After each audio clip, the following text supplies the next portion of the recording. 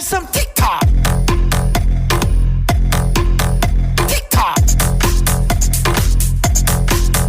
TikTok. I love it when you call me señorita.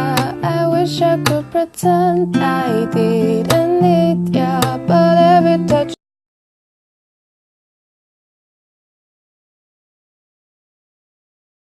一想到你我就哭恨别梦久，失去只会难言流。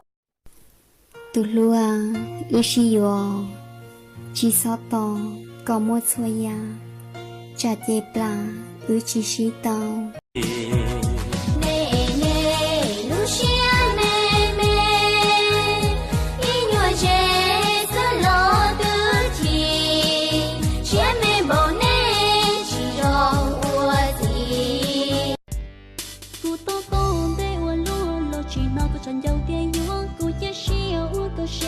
chỉ bỏ có tụ uang ban đấy u chỉ tha lon đầu sông là thà mua cả lo chơi nhung xưa ấy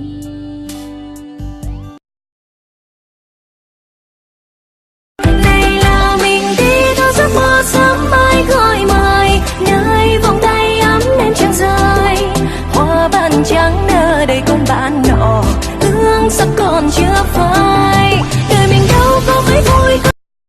Wey, kau punya mong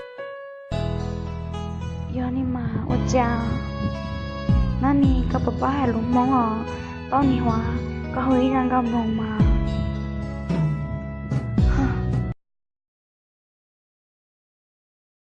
I love it when you call me señorita. I wish I could pretend I did.